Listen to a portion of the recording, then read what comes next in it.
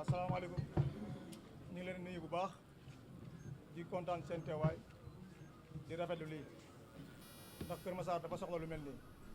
ñun nag ay doomu Kër Massar lañ nekk ay ndaw di liggéey bëgg suñu réew bëgg participer ci suñu développement réew loolu moo waral tey ñu def lu rëy lii muy jël suñu mag le centre du peuple di woykat bu mag bi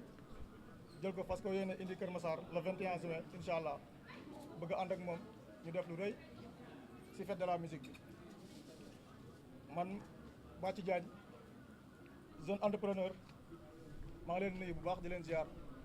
di wax ne lii rafet na vraiment kontaan naa trop monsieur Mbow comme ni nga ko waxee am na solo maa ngi lay remercier di la jaajëfal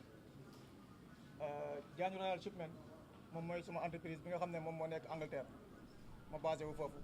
nekk doomu Sénégal nekk fa di liggéey di góorgóorlu di daan sama doole waaye li ma fa nekk yëpp sama xel mi ngi sama réew loolu ma waral saa yu ma rayantee rek damay daw si gaaw ñëw sama réew waaw loolu ma waral saa yu ma rayantee rek damay daw si gaaw ñëw sama réew pour mën a toog liggéey ak suma jeunesse réew doomu Kër Massar la fier si Kër Massar bëgg Kër Massar bëgg Kër Massar egg fenn fi bëgg Kër Massar egg fenn fi loolu ma waral ñu def ko 2023 bëgg koo defaat 2025 cette fois-ci nag ñu taamu si fête de la musique ku ne xam na ni fête de la musique gëj naa am Sénégal ñun ñu bëgg a indi suñu participation di tiitaroo Kër Massar loolu ma waral ñu génnee ay millions yu bari jël ko pour jagleel ko jeunesse su Kër Massar bi pour ñu àndandoo liggéey fête musique bi fii biir Kër Massar à terre Yékini sama entreprise ñu ngi liggéey si wàllu import ak export moom mooy Diagne Royal Shipment moom moo jur Diagne Events Diagne Events nekk structure boo xam ne dañuy yëngu si wàllu événementiel def nañ ko 2009 fii biir Kër Massar jël ku ñuy wax Abou Cubalo loolu yàgg na jël ku ñuy wax Abou Cubalo temps yooyu ku ne xam na ni moom moo xewoon ñu jëlee ko Pikine indi ko Kër Massar ànd ak moom def soirée bu rëy rëy biñ jógee si loolu jël nañ ku ñuy wax Pékaan Mbaye muy doomu Pikine aussi ñu jël ko indi ko Kër Massar ànd ak moom liggéey bu rëy rëy biñ jógee si loolu 2023 ñu jël Wally nga xam ne mooy centre du peuple indi ko Kër Massar ànd ak moom def concert bu mag biir Kër Massar cette fois-ci comme ni ma ko waxee ñu bëgg a jël fête de la musique bi dekkil ko indi ko Kër Massar fas yéene see ànd ak 2STV mu nekk seen birthday ñoom aussi ñu bëgg see indi benn participation bu rëy ñu war a préparer lu rëy ay surprise yu garaaw yoo xam ne bëgg nañ koo def fii biir Kër Massar nit ñi teg seen bët donc loolu moo nekkoon kàddu yi ma bëggoon a démarrer. bi ci topp muy les dispositions pratiques donc ci dispositions yi dinañ ci waxtaanee ñetti ponk bi ci njëkk bi mooy les dispositions organisationnelles donc depuis le début de l'événement ku xam événement xam dispositions yi ñu ciy jël bi ci njëkk mooy procédure administrative di nga jege képp kuy autorité administrative au niveau de votre circonscription lijjanti li nga xamante ne nii mooy couverture mooy autorisation bi lay permettre nga def ko wut sa couverture sécuritaire couverture préventive dem ci képp kuy autorité administrative coutumière et politique ku ci nekk nga jox ko cër bi nga moom parce que en tant que ndaw du ay loué ay qualité am da ngay am li ñuy wax écoute attentive parce que di nga déglu ñëpp ku ñëw ak ku ñëwul jox ko cër bi mu moom nga xam ne bu ñëwul moom la engagé képp koo xamante ne nii structure nga ngay bu ndaw wala ba ngay bu mag nga bëgg cee gis sa bopp am nañ ay jumtukaay yu ñu teg yoo xamante ne nii boo ñu approché incha allah bu bés ba jotee di nga ci gis sa bopp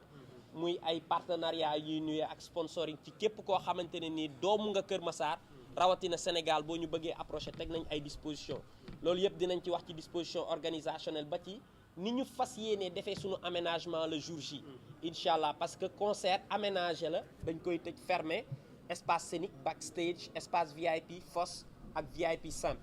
ak li nga xamante ni mooy mesure communicationnelle yi parce que bu ñu jugee ci point de presse bi benn la ci ñu ngi waajaat yeneen activités yoo xamante ni c'est pour la promotion de l'événement bu ñu ci jugee aussi les dispositions sécuritaires seront bien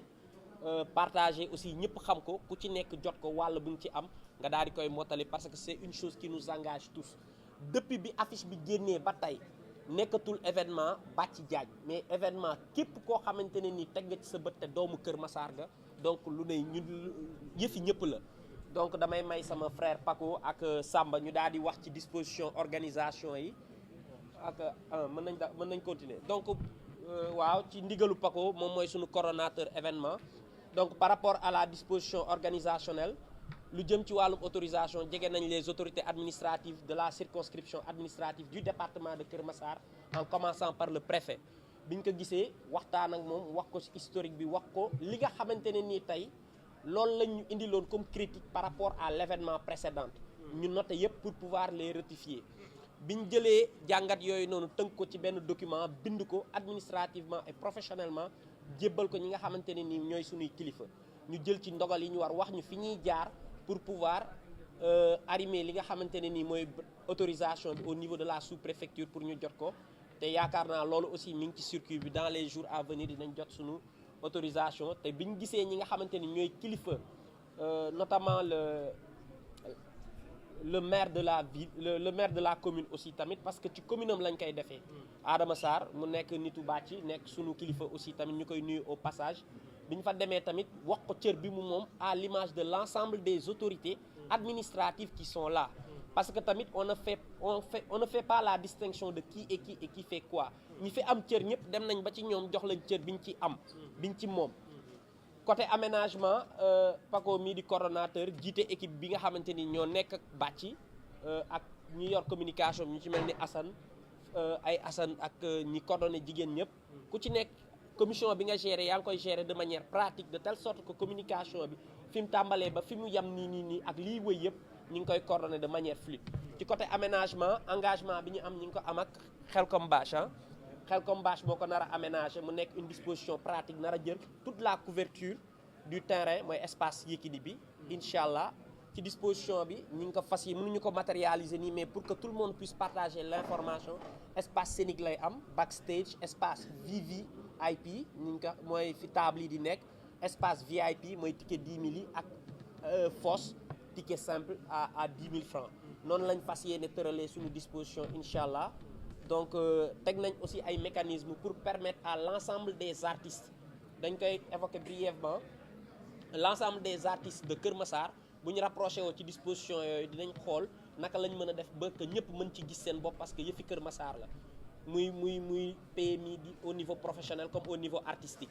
donc ci côté communication damay bàyyi rek monsieur Fall mu daal di tënk vite fait comme li ñu am ci waxtu bariwul tënk vite fait ci li ñu jot a liggéey ba fii ci côté li ñu planifié ci comme plan de communication fii ba événement bi Samba kàddu gaa ngi noonu ñëwal ni incha allah. nuyu presse bi fi teew yëpp bu ma limee damay juum.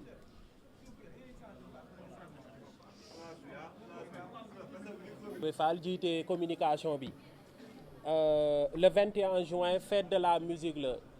ñu jël ko ci thème Kër Massar fête la musique Kër Massar fête musique fête ci wàllu ci culture mu nekk moteur de développement bu am solo Kër Massar à travers le chanteur du peuple le golden de la musique sénégalaise le Faramareen Wally Ballago Seck di ci fête waale aussi sa jeunesse di ci fête waale bépp acteur boo xam ne acteur culturel la Wally ku ko tudd mën nga tudd ci wetam Bruno Mars donc acteur wala chanteur planétaire la mu nekk koo xamante ni day turam rek communication la waaye Diagne Events dafa nekk structure nekk label boo xamante ni defoon na ko en 2023 te def naa ko ñam naa ko neex na bàyyi naa ko amul loolu moo tax 2025 bi ñu indiwaat ko tout le temps aussi indi ko ci yeneen xar kanam mu nekk ay version 2.0 jouru événement bi dinañ fa gis yu ama am solo communication bi li nga xamante ni jot nañu ko ci def mooy ñu ngi ciy liggéey ak benn média bu mag benn chaîne de télé bu mag muy 2STV commencé nañu dawal spot publicitaire bi ak ci seen yenn émission prime time commencé nañu communiquer ci événement bi jot nañ ci aussi di prévoir def ci ay caravane dem ci bépp gox boo xam ni mi ngi fii ci département Kër Massar bi Kër Massar aussi dafa yaatu dafa bari ay dëkk périphérique yu ko wër gox yooyu yëpp dinañ fa dem def fa ay caravane dem seeti population yi xamal leen ni seen waykat seen mbokk seen doom dafay ñëw Kër Massar le 21 juin 2025 donc loolu dinañu ko def affiche yi aussi ñi ngi ci partager ko bépp place boo xamante ni place forte la am na yenn émission yoo xam ni ñi ngi ciy waxtaan ak les médias communautaires parce que lii affaire Kër Massar la affaire banlieue la donc tey jii booy def yu mel ni médias communautaires yooyu dañ leen ci jiital ñi ngi ciy waxtaan liggéey bi incha allah ci fan yii di ñëw di ngeen gis fi mu toll xam naa sama wax du ci bari li am solo mooy di ngeen gis liggéey bi ci fan yi di ñëw di leen jaajëfal bu baax a baax ci côté communication bi jërë ngeen jëf. merci monsieur. salaamaaleykum. salaamaaleykum. ñu ngi leen di nuyu di leen fay di rafetlu seen contentement ak seen teewaay ci bés bi avant tout damay présenter promoteur bi nga xamante ni moo initié événement bi muy Bathie Diagne nekk koo xamante ni bii mooy deuxième édition am muy def lii lu mel ni Kër Massar li ma ci bëgg a évoquer tuuti mooy appel la pour autorités yi nekk biir Kër Massar parce que tey jii ni benn ndaw bu fi nekkee di créer yoo xamante ni affaire jeunesse bi la ci culture la parce que jamono jii mënuñu wax culture génn ci sport ñaar yooyu dafa am solo ci dëkk te moom mi ngi ciy dëggal boppam di ko ci teg te benn loxo di ko ci fekk moo waral tey jii nii kàddu yooyu noonu dañ ko ciy sànni di ci def appel autorités yi nekk biir Kër Massar non seulement bés bi fête de la musique état da ci am yoon ñi nekk ci commune bi tamit aussi dafay am budget yoo xamante ne dañ leen koy jox pour ñu mën ko bégalee seen ndawi dëkk ku mel ni moom nag bu jëlee initiative am demee ak les moyens du bord teg ay affaire am ñu ngi ciy sàkku bépp autorité boo xam ne mi ngi ñuy dégg wala mu ñuy gis wala mu yëg suñu événement ñu ngi leen ciy ibbil porte yëpp ñu ñëw jàpp si te xam ni lu ñu war a def seen bopp la parce que loo nga xamante ni moom dañ ko ci waroon a dimbali mu ñëw teg ko donc ñu ngi leen ci woo ñoom ñëpp ñu ñëw jàppale ñu si bés bi. ñaareel bi aussi damay wax ci côté sécurité parce que loolu la ñëpp di xalaat ci événement bi bu ñu nee banlieue gars yi dañuy tiit ci yenn yi quoi ba xam agression wala yu demee noonu xëy na peut-être nag ñun moom lu ñu mën a wax mooy suñu événement dañ ko def kaaraange ba ci biir dara du ci xew mais autorités yi nga xamante ne ñoo yor sécurité bi dox nañ ci li ñu ci war a dox ku mel ni préfet bi tamit aussi rassuré nañu ci côté sécurité jël nañ ci ay mesures yoo xamante ni parce que bu daaw dafa amoon ay écho te ñenn ñi mën na laal seen fit ba xëy na bu ñu waroon a ñëw en masse mën nañ di xalaat lu mel noonu pour rassurer leen nag loolu yëpp jël nañ disposition yëpp muy côté gendarmerie muy côté sapeur ak li nga xamante ni mooy ndawi Kër Massar nañ ci jàpp bu baax a baax ci côté sécurité pour ku war a mën a ñëw ci bés bi na ci dox ci jàmm ak salaam ñëw sans problème. deuxième bi aussi dañuy présenter suñu artiste bi nga xamante ni mooy Mamy Cruz artiste Kër Massar la artiste Diagne Evans la. parce que teewaayam fii tey jii nii peut-être mën na bañ a ñëwee sa kabu artiste mais kabu artiste waaw comme artiste chanteuse mais daf fi ñëwee en tant que sœur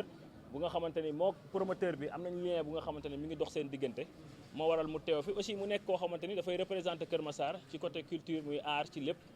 di rafetlu teewaayam di wax ni kontaan nañ bu baax a baax ci ñëwam bi nga xamante ni ñëw na gën a rafetal bés bi ci lépp di wax ni nag aussi yéen presse bi xëy na peut-être am ngeen ay questions yoo xamante ni war ngeen ko mën a poser ñu bañ a téye temps bi yëpp ñun ñuy wax rek mais li ci am importance sama gars yi wax nañ ko muy ci côté événementiel bi organisation bi muy sécurité bi et tout di wax nag ku ci am looy laaj ci yéen bismillah ñu tàmbale ko ñu mën a tontu ci affaire yi.